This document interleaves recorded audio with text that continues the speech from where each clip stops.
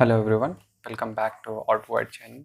So this is a new series for coding enthusiasts. So if you're preparing for coding interviews in big tech companies like Amazon, Google, Facebook, you can just follow along with us and we'll learn and we'll see how to go through technical interviews, what are the things what you need to take care about, and also we'll see on when you get a coding question, how to deal with that, how we should go about a question in an interview. So there are some things which we need to take care every time we go for technical interviews. So I'm Shubham from AutoWired. So let's start. So for technical interviews, the basic etiquettes, like the general things which we should follow every time before, it's regardless of the fact whether it's a technical interview or not, but yeah, these are the basic things, general things which you should follow. You shouldn't spend much time on this, but you, yeah, keep a keep list on these things, and just keep in mind whenever you're going next time for an interview. So this is our interviewee, right? So we'll call him Bob. Let's see what Bob needs to take care when he goes for an interview, right? The first thing and the basic most important thing, interviews are short, right? Interviews are generally like half an hour to an hour long, not more than that, right? So in only in that particular time you have to prove yourself, and there's another challenge for the interviewer to get the best out of you, right? So even if you're getting rejected from an interview, it's not like you're not capable of, it's just I'll say luck was not with you on that day. But yeah, just keep working and we'll prepare together and crack together. So prepare a pitch always, like you are always going to get tell me about yourself. Prepare a pitch no longer than 30 seconds to 1 minute, right? Your pitch should be very short, precise, and it's about you. It should generally include about your work experience, previous work experience if you have any, or if you are from college graduate, what projects you have done, something like that, right? So you have to do. So now our Bob has already prepared his pitch. Pitch, not speech, sorry. So let's go ahead and see what else he needs to do. Also, what you can do, you might have already seen people tailoring their resumes as per the company. You can always tailor your pitch as per the organization or company you are appearing for, right? So that's something you can take care of. Also, you don't have to memorize everything, right? About your pitch, you don't have to memorize everything. Just um, a list on key points which you want to tell about yourself to the interviewer, like that's gonna make you stand out from the crowd, because everybody is going to say, okay, myself this, I'm graduated from this college and whatnot, right? So if you have something, just if you think that's gonna make me stand out, that's gonna make you stand out, just keep in mind that you have to say that. Right? So don't memorize it, but know the key points, what you need to highlight about yourself. Okay, so let's go ahead. These are the basic etiquettes or basic things. Like it's very general. It's not about technical interviews, but it's very general. It's gonna this is gonna work in any type of interviews. Let's move towards things which we get in technical interviews. The thing usually people talk about or interviewer talk about is project. What kind of project you have done in your previous organization, or if you are a graduate, what kind of project you have done in your college, right? So I'll say know your project, what you're going to explain, right? You should know that project. A lot of times we see, at least in college graduates, I won't recommend you to don't make a project and copy from someone else. But even if you're doing that, just focus on the fact that you should know, like you should know that project that will that you, if you are asked to make that project, right? You can highlight the key points, loopholes, and what are the challenges you are going to face if you are going to make this project, right? So the major thing general interviewers ask, like, what was this problem statement? What was the biggest challenge you have solved in your previous org, right? So it's particularly related to experienced people. But yeah, this is the something which people keep asking. What was the problem statement? What was the challenge you have solved in your previous org? So if you're going to say something, just make sure you explain it in a way that it is clearly understood, because a lot of time what happens, people coming from different domain, right? So people coming from like Walmart, right, and applying into Dell, the domain knowledge in Walmart is going to be very different than what is happening in Dell, right? So you have to explain your problem statement challenge in a way, or in by using like as little as jargons you use from there, right? Don't use very like hypothetical words or very like prominent word or something. Just use simple language. Try to explain the problem statement in a very simple language, and that will suffice, I think, right? So also sometimes so the next thing which is going to come is, how do you solve it, right? So that is you explain your problem statement. Now the other thing is how you solve that problem statement, right? How did you solve that challenge, right? So get uh, prepare your answer as per that, like whatever problem statement you are going to say, or whatever challenge you are going to explain over there, uh, you should know how you should like remember everything. How did you solve it? What were the challenges you faced while solving that problem, right? It could be an implementation problem, it could be a like design situation, it could be anything, right? So if there is any, just make a point of that too while you're explaining that, right? And the very important thing, and the last thing, what was the impact of your work, right? You should always know what was the impact of your work, right? How will you quantify what you have done in your project, right? Because what happens generally, a project is led by a team of developers and not by an individual. While but when you are explaining the project, you are going to explain that module that you have developed individually, not with your team, right? So you have to choose a problem statement, something like that, right? For an example, suppose Paytm is an application, right? It's a company, it's an application. There must be several teams within that, right? So suppose within Paytm you work for payments bank. So you just can't go and say I was in the payments bank team. No, right? What did you implemented over there, right? Did you implemented the OTP functionality individually, right? Not with the team, right? Did you implemented the OTP functionality? Did you implemented the KYC thing, the authorization thing, the authentication thing, whatever?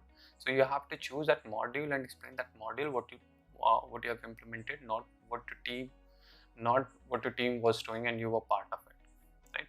So these are little things, just keep in mind. It's going to help you when you are going to appear for the interview for any organization or company. And the last thing I'll say, know your organization, right? For whoever you are appearing for interview, like try to know about that organization, right? Go through their websites. I'll say go through their websites, read about them, what they do. If you have a domain knowledge about it, it's very good what they do. Even if you don't, that's fine. You can ask those questions in the interview itself, right? So if you understand their domain, if you understand what your job description is, that's fine. But if you don't, just prepare those questions, because generally what interviewer does, it's gonna give you some time when your interview ends and ask you like, do you have any questions for me, right? So those are the times where you can clear your doubts about the company, about the job description and everything. So just go through the organization once before appearing for the interview. That's gonna help, right? So these are all the things that you particularly care about when you are appearing for a technical interview. Now, in technical interview, generally there are mostly what companies do. They do coding rounds, certain level of coding rounds, certain number of coding rounds, and then they go for like OS networking, probably if time allows or something like that. So I'm familiar with couple of companies around, like suppose Amazon does two for SD1 they do like two technical rounds, and what I mean by technical rounds is two coding rounds. So you are going to get you have to appear for two interviews, and in each interviewer is going to ask you like two coding questions, right? So in total it's going to be four coding questions. If time allows they can go for five, but that's a plus point that you solve that question in a very short amount of time, so that the interviewer can go for the fifth one, right? So that's a plus thing. And even if you're not able to, that's also not a issue. Just focus on the fact like interviewer is going to mostly interviewer will come and walk you through how the interview process is going through or will go, right? So you will get those informations over there. What we are particularly focusing in this series is like how to tackle a coding question in an interview. Solving a question is fine, right? You can always go, there are like various websites, various platforms where you can go and practice, but a lot of time what happens, people are not able to explain what they are doing, right? So sometimes like people go by like, okay, I can use stack because they have seen somewhere being. So what happens sometimes, like you solve a question, right, and you know this question is going to be solved by stacks, right? So what happens, people don't know why they are using stack, right? And in some cases interviewer ask cross questions like, can we do this with Q? And like there you are hypnotized like what to do, can I do that with Q? Since because you already knew the answer, it's very hard to think of any other solution, right? So that's the dilemma of coding interviews. Like if you know the solution of a question already, right, it's going to be a little difficult to think something else, right? And you're going to emphasize more and more on the fact just to remember the solution you have read earlier, right? So anyway, we are going to deal with that too, and that's fine. Like obviously interviewer is not going to come up always with any question, so it's fine if if a question comes and you already knew the answer and you're trying to remember it, that's fine. So what are the approach for a coding questions you are going to take, right? So the first thing what you need to do when you appear for a coding interview, understand the question properly. Like interviewer is going to give you the question, he might probably give you a sample test case too, right? And he'll say like, if this is an array, this is the outcome I'm expecting. Make sure you understand the question properly and don't like run through the solution directly, right? I'll say to make yourself comfortable and to make yourself like confident that you understand the question properly, take a test case from your side, right? Take a test case from your side and get the output of that, and get it confirmed by the interviewer. Like if this is the test case, this is the output I'm expecting.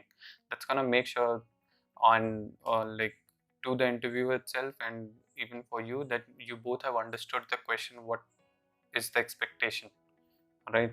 Now the third thing is speak out your thoughts. That means whatever you're thinking in your mind, right, speak that out. Like just don't be sitting silent over there, right? It's not gonna bring anything on the table, right? What happens sometimes, like if you are even thinking the wrong direction, if you're speaking out, interviewer might correct you or give you some hints like you're going in the right direction.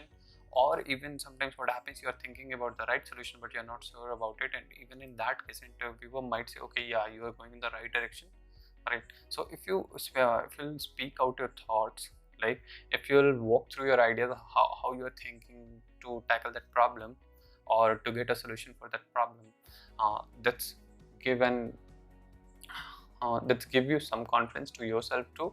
That's gonna help the interviewer itself to guide you if you're going through the right track or not. Because what happens in an interview, approach is more important than correct answer, right? Even if you're not able to get the correct answer, that's fine. But the thing usually in coding interviews, people are looking for how you are approaching a question, right? What are your thinkings? Are you thinking about your edge cases? Are you thinking about the optimization? How you're thinking about the optimization, right? So those are the things, if you, those are the things that's going to be clear if you walk through your ideas, right? Let like whatever you are thinking, what the solution could be, uh, talk to the interviewer about that, right? Don't run through like just writing the code. Before writing the code, make sure like you have a solution, right? You only go and write the code when you have a solution in your mind and you explain that to the interviewer, and the interviewer say yes, that's what I'm expecting, or that is a correct answer. Then you go and write the code, right? If you don't have a answer, don't run through the writing the code. uh, Take a little time, right? Calm yourself and think about the solution just, right? Also, while thinking about the solution, while it's not something very big, but think about the time complexity, space complexities, and everything, right?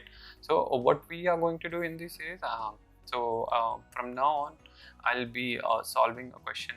Like, we'll be uploading videos uh, while solving a question, and we'll see how we go through it, right? So, to do that, uh, to start with, I have taken a question over here which is write a function rotate that rotates the array of size n by d elements. What do I mean by that? So suppose I have an input array of like 1 2 3 4 5 6 7, right? What I want to do, I want to and if my d is like 2, right? So I want to shift to these two elements. So if d is 2, I want to shift these two elements right over here, right? So it's like I'm rotating these two. I'm rotating the array like this. So what's going to happen, 1 2 is going to come at the end, and 3 is going to be the head of this array, or the first element of this array, right? So our output will be uh, uh, it's going to be 3 4 5 6 7 1 2, right? So this is the question. The answer. This is how interviewer gives you a question, right? It gives in an input. It gives you an expected output. He explains you the question. What you are going to do, just think of some other use cases. Like take some other array like 10, 11, 12, 13, 14, right? Take some other d like 4 and rotate through it and write the output of it, and get it confirmed by the interviewer. Okay, this is what you're expecting. Once you do that, after that you can think about the solution, right? So we are going to discuss the first approach for that.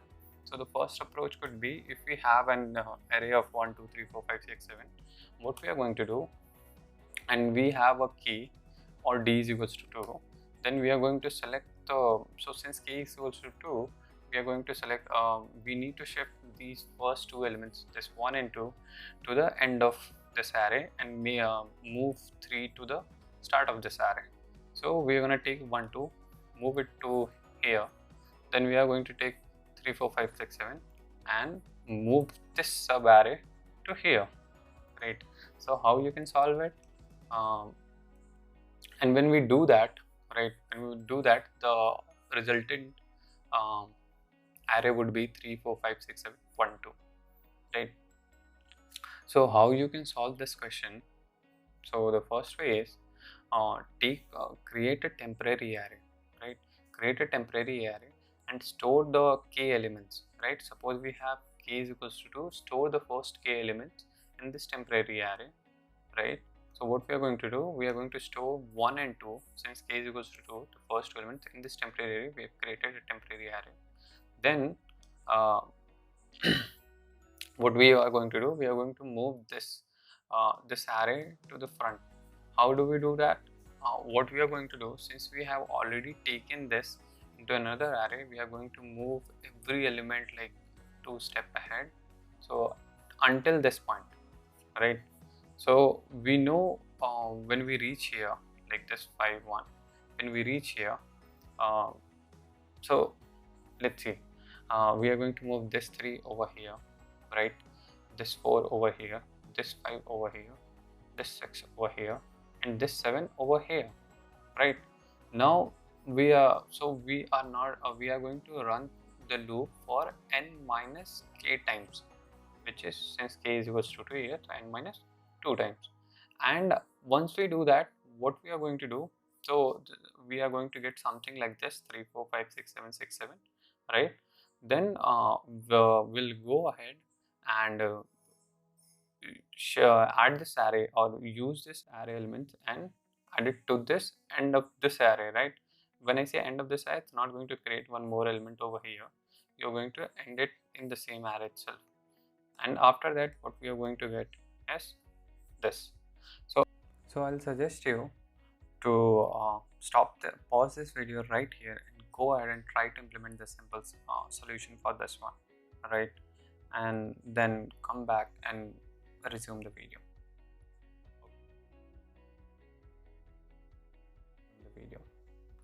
Okay, so you have come back. So we have made this solution right here, right? And it's going to do the work. So let's see what is the space complexity and time complexity of the solution. Because what happens in a technical interview, once you give the solution, they are going to ask you about the complexities, right? If you don't understand what our time complexity and space complexity is, let me know in the comment. We are going to make a separate video for that, so that you understand how to calculate or how to tell what is the space complexity or time complexity of the solution, right? So let's see what is the time complexity and space complexity of the solution. So pause this video, take a moment and think about both the things. So the time complexity of this solution is going to be O of n, because we iterated over the whole array, right? Like once, right? And what is going to be the space complexity? Space complexity is going to be big O of k, right? Because we created a separate array whose size was k, right? This temp one. So the time and space complexity times time complexity is going to be big O of n. Space complexity is going to be big O of d, right? So once you explain a solution to the interviewer, they're going to ask for, can you optimize it, right? Some people, some interviewer might ask you a question, might ask you this, some don't. But it's always good to like right now here we know we can optimize the solution because we have used an extra space over here, right? Which is not where.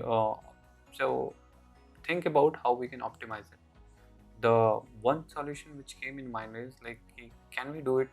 Can we do this in place? Can we do this rotation in place? What do you mean by in place? Like we are not going to create any extra array or something, right? We are going to use the same array, and can we move the elements within this array itself and get the expected outcome? So let's see our second approach, right?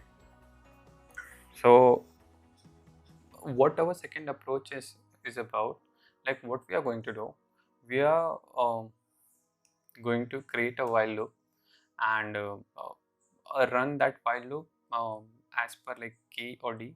So in this case our d is like 2, we want to shift 2 elements, so we're going to run the while loop 2 times, right? And after that, what we are going to do, we are going to create a temporary variable and store the first element of the array, right? So what we are doing, we are moving one by one elements to the end of the array, right? So since d is equals to 2, so we know from our test case or from our input, like if it's 1 2 3 4 5 6 7, we need to move 1 and 2 at the back of the array, right? So what we are going to do, we are going to move 1, since we are running this while loop like 2 times, so it's going to take first 2 elements and move it to the back of the array one by one. So what we are going to do, we're going to store the first element of the array in the temp variable, right? Then we are going to run the loop for I is equals to 0 to n minus 1. Why n minus 1? Because we have already moved because we need to shift every element by one step ahead, right? So that's how we are moving one step ahead, right?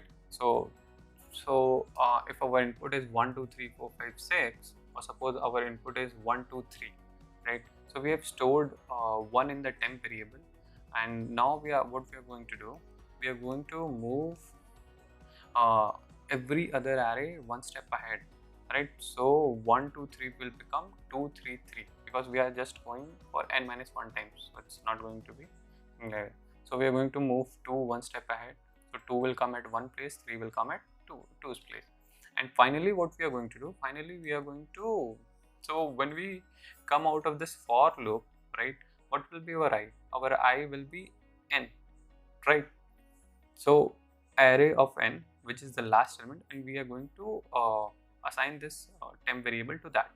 So eventually if we run this for one time, this while loop, and our array is like 1 2 3, so after like one iteration it's going to be 2 3 1, after two iteration it's going to be 3 1 2, right? So that's how we do. So pause for a moment, right, and think about the time complexity of this one and space complexity of this one. Okay, so just see, we are running a for loop which is um, we are running the for loop for n times. When I say n times, I'm not exactly meaning n times. If you understand how time complexity is being calculated, right? So in time complexity, even n minus 1 is n because minus 1 is a constant, right? So you have already seen, if you have a time complexity of n by 2, we don't say that time complexity of n by 2, we say big O of n, right? So we are running this loop big O of n, like we are, if you see this for loop, we are running it n times, and at the same time, how many times we are running through the array? We are running d times, right? So the time complexity is going to be big O of n cross d, right? And the space complexity is going to be big O of 1 because we didn't use any auxiliary or extra space, right? So now what we are going to do, now since we have optimized our solution, obviously we can go ahead and optimize it more. There must be some other way. We are just going to go ahead and implement it so that you can actually see things working, right? So what I'm going to do, I'm going to use a C++ shell. I've already taken an array, I've already taken a D, right? So we are going to implement our third solution, right? So now what we are going to do, as I have said here, right, we are going to run the loop for d times, right? So we are going to create a while loop, then we are going to say d minus minus, right? So I use C++ to explain this. You are free to use whatever language you prefer. You could use Java, C#, JavaScript, whatever, Python, whatever you prefer. Syntax are more or less going to be the same until we hit the like complex one like stack and everything. But the core functionality, whatever we use, can be like implemented in any of the languages. Still, if you feel like you are not able to implement the same thing which I am implementing here in any of the languages, right?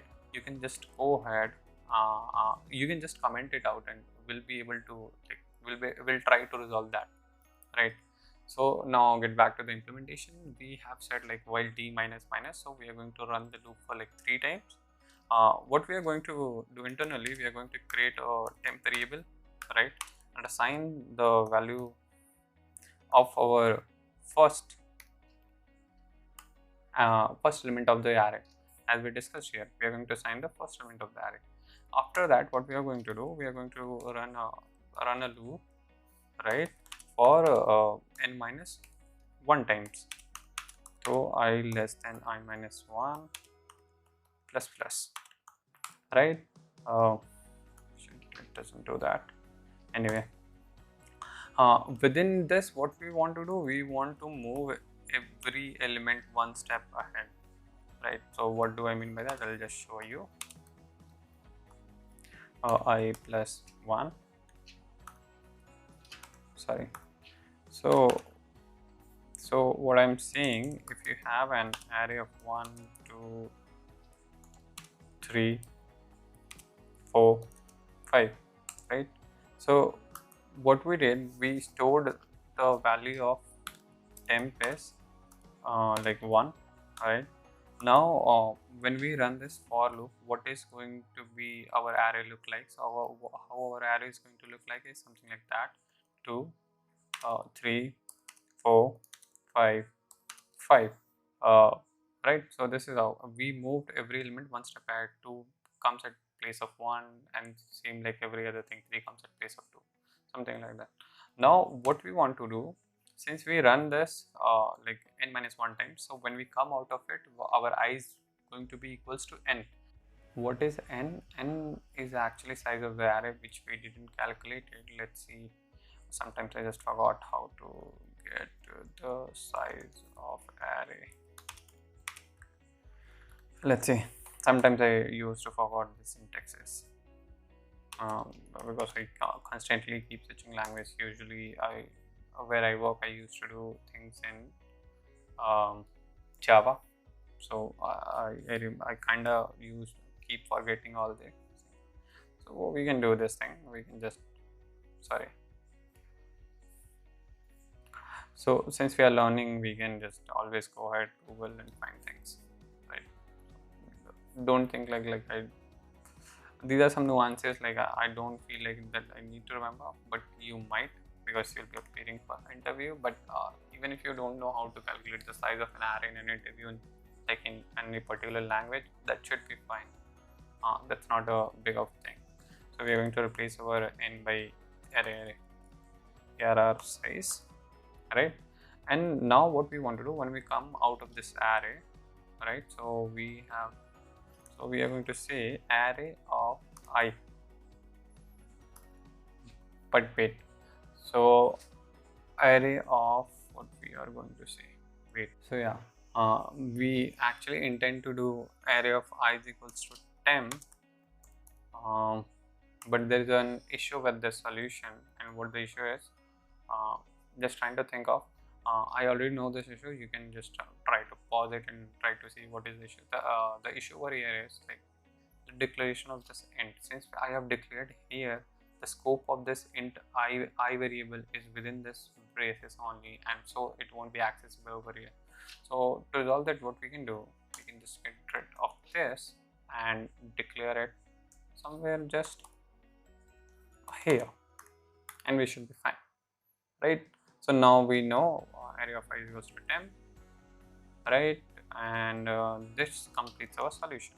Now what we need to do, when we get out of this, probably, sorry, is main not getting closed?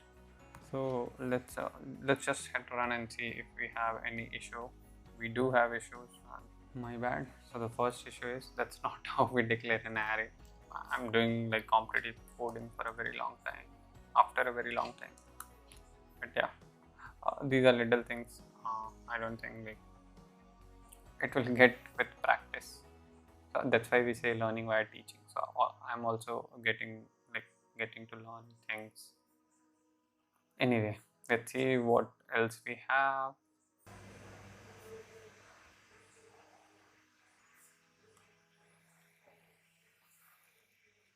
It's taking quite a time. So I was having some problem over here. I don't know what's not running. So we switched to a new online compiler. Anyway, so let's come here. I have already copied this one. We are going to execute it and see if we are getting any issue with this. Seems like we don't. To see the outcome of this, we need to add on, like, we need to print our array. So let's do that. Or let's create this, and I is equals to 0, I less than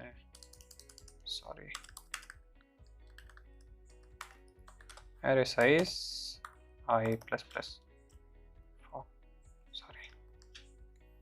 I plus plus, and let's see out everything. Array of I, let's add in space, and yeah, that should be fine. Let's run this. So yeah, we have got, so we added like 1 2 3 4 5 6 7, and we expected an output something like we wanted 1 2 3 to shift back of that, so the expected out should be 4 5 6 7 10 1 2 3, right? And we have got that. Yeah, this is how we implement it. I hope you enjoy this video, right? Hit a subscribe so that you guys can carry on with us, so that you can also learn while we are learning, right? Hit a subscribe so that you can get notification every time we upload a new video. Keep watching, keep learning. Happy coding. Thank you.